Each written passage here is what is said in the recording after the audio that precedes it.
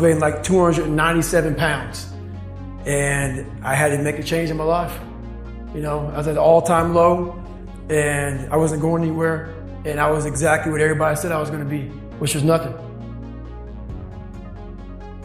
This man is a self-made beast. Widely considered to be the toughest man on the planet and one of the greatest endurance athletes of all time. I was just an insecure, scared kid. And the only way I could find myself was through putting myself through the worst thing possible. He's the only member of the U.S. Armed Forces to complete SEAL training, the U.S. Army Ranger School, and the Air Force Tactical Air Controller training.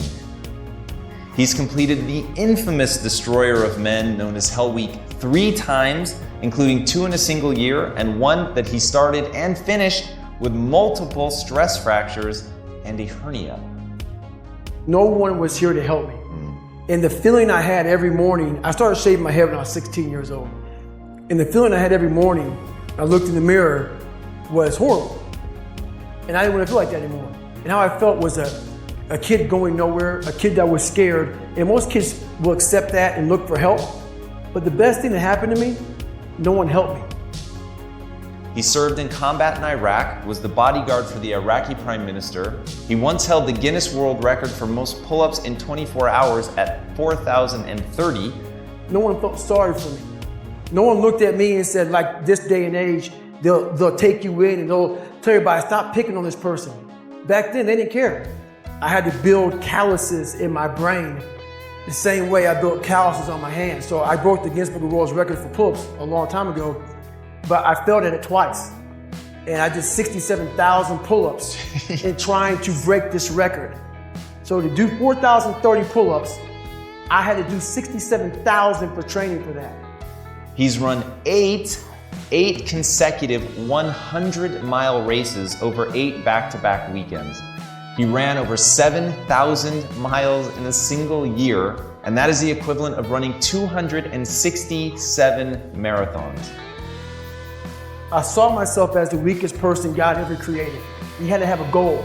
My goal was the only person that's gonna turn this person around is me. The only way I can turn it around is put myself through the worst things possible a human being can ever endure. And that'd be the only way that I can build this brain to handle anything that comes in front of it, callousing my mind through pain and suffering.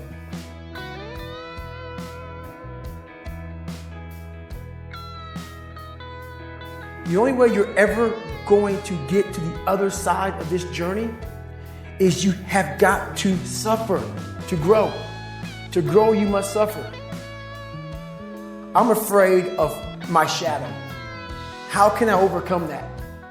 Go in the military, get your kicked, do things you hate to do, be uncomfortable every day of your life. Roger that. I'm not the smartest kid in the world. Okay. Instead of somebody saying, oh no, you're smart. No, don't say that to yourself.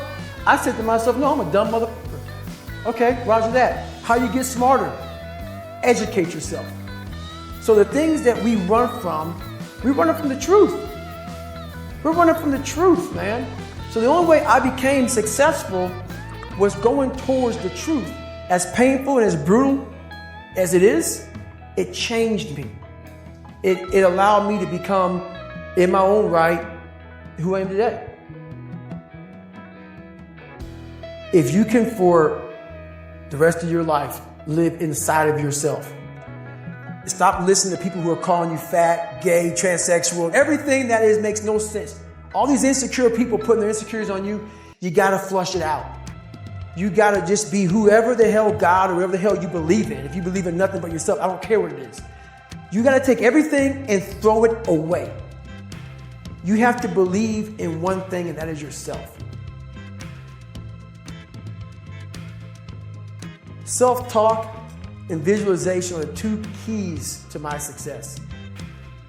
Search your soul, search your mind, search your abilities, and you'll find it. But if you're not looking for it, you won't find it. So you gotta go start your journey. And the journey starts with you finding, why the hell am I here on this planet Earth? Why am I here? And if you don't know that, you will live the rest of your life searching Always asking the question, why? I use the hurt you're trying to put on me, I flip it upside down and use it. You trying to use it for kryptonite? No, it's power pillars for me. I'm using it for strength. I just flip negative into positive, that's all it is. You might be called some Jewish word or some gay word. It's okay. Let them call you that. What are you going to do now? They don't own your life. How are you going to control that now? How are you going to flip it upside down and say, Roger that, now I'm going to harness this shit and you'll read about me years from now? How? That's the question. How are you going to do that? Thicken your skin. Become more of a human being. Don't be afraid of the reflection in the mirror, because that's all you can be afraid of. Once you overcome the reflection in the mirror, you've done it. It's so easy to be great nowadays because everybody else is, most people are weak. This is a softened generation. So if you have any mental toughness, any ability, if you have any fraction of self-discipline, the ability to not want to do it but still do it. People have a hard thing to understand. I hate to run. And what makes me so crazy, it doesn't anymore, is people go, well, why do you run if you hate it? What are you talking about? I don't want to take showers and eat either. I hate that too. That's life, man. It wasn't until I changed that mentality that I became somebody. I hated going to school, so guess what? I was dumb.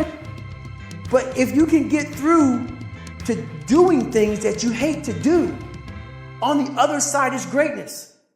That's what people don't understand. By me running, I am callous in my mind. I'm not training for a race. I'm training for life. I'm training for the time when I get that 2 o'clock in the morning call that my mom is dead or something happens tragic in life. I don't fall apart. I'm training my mind and my body and my spirit so it's all one, so I can handle what life is going to throw at me. Because the life I've lived, it throws a whole bunch at you. And if you're not physically and mentally prepared for that, you're just going to crumble and you're good for nobody. So the accountability mirror is something that I kind of came up with in high school. Like I said, I started shaving my head when I was 16, and I got caught up in trying to impress so many people because no one liked me. So I developed so many different identities. Let me sag my pants. Let me pull my pants up. Let me talk this way or act this way or be this way or whatever the hell it may be. God, dog, there's so many different things I did to try to fit in with so many different groups that when you look in the mirror, that's the one person you can't lie to. So every morning I would shave my head thinking, God, I would reflect back on some of the lies I may have told somebody or some of the ways I acted that I didn't feel comfortable doing. And I did it to impress other normal people. The key word there is normal, everyday people. I was trying to make other people like me. How pathetic is that? So this mirror would always tell me, my reflection would say, God, you are a pathetic man. How does that feel every day to be this way? So I would just start having myself accountable. How did I attack today? How did I attack yesterday? And if I didn't do something I was proud of, I'd write down a sticky note and I would fix it. So then my senior year in high school, it was a totally different David Goggins. What brings me joy and happiness is knowing how beautiful the mind is. And I'm one of the few people that didn't read about it, didn't experience it through some drug. I got to experience the beauty of true fucking willpower. If you don't know who you are, I can't tell you who you are. We are all great.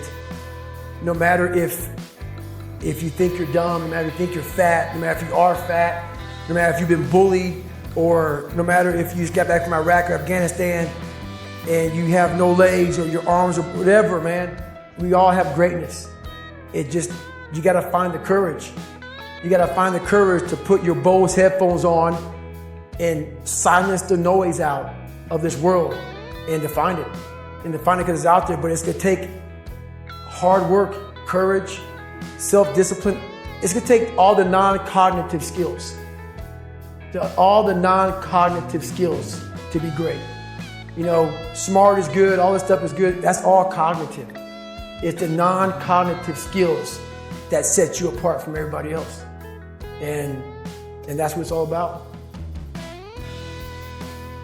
Talk to me about what it takes to be on one side of a door in Iraq or anywhere, knowing on the other side of the door people who are not afraid of you.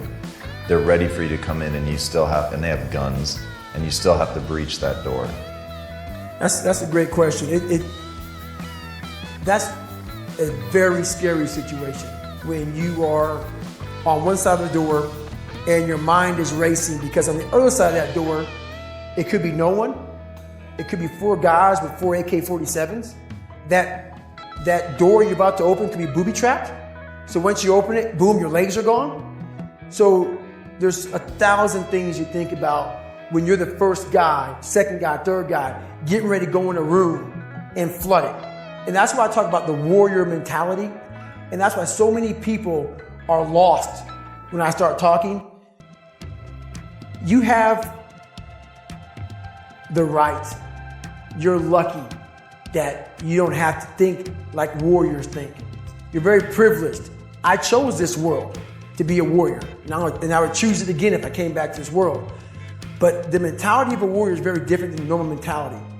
You must be that person on that door, get ready to open it, thinking to yourself, if I die, so be it. The only way you can go in that door is knowing there's a great chance you're gonna die. It's like being a SEAL, you train with live ammo. You jump out of an airplane, everything you do, you could die. So to be a warrior, why people don't understand me, I'm glad you don't understand me. Merry Christmas, good on you. Because being a warrior takes a whole different mindset. A whole different mindset to know that there's a great chance I may not be in the military. Like I was in for 21 years. I'm lucky. I'm very lucky that I'm alive, able to talk to you, able to still run. But when you sign up on that dotted line to be like a SEAL, your mentality changes. I may not live. You gotta accept that. And that's the mentality you have. And that's what makes you a warrior. If you're scared to die, you're a bad warrior. I'm also looking at the guys to my left and to my right, realizing that we're here together, man. And I have to be strong for them. And they gotta be strong for me. A lot of people, either you like me or you don't, even in the SEAL teams. But when you get to that door, or you get on that mission, or you get on that op, all that shit's out the door, man. You know, you do it honestly. I mean, people say all the time in these movies, you really out there fighting for that guy beside you. And you can't be a coward. Because you know what, and this is how I look at everything I do now in life, and this sums it up. I hated jumping out of airplanes. I hated shooting guns. I hated the job as a Navy SEAL. But I did it because I wanted to change myself. Everything I do, I'm not really comfortable doing. But if you choose to go that route, to go be a Navy SEAL, you might as well go be the hardest mother in the world. Because if you're choosing to do something, you have 2 routes. You can go there and be a little weak person and get through barely, and that's your reputation. Or you can go through the hardest guy you can possibly be, and that's your reputation. So my whole thing is, if you're gonna choose to open that door in Iraq or Afghanistan, open the mother, go in hard. Because they're gonna remember you by slowly opening it and peeking in.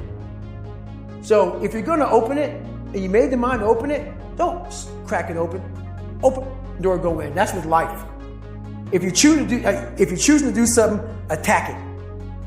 Because they're gonna remember you as not attacking it. So I want to be remembered. You can hate me, but there's one thing you can't say about me. I didn't attack it. So that's the mentality to have. If you're gonna do something, you might as well attack it, because you do it anyway. Right. Who on this earth would still be going right now? You are. You are.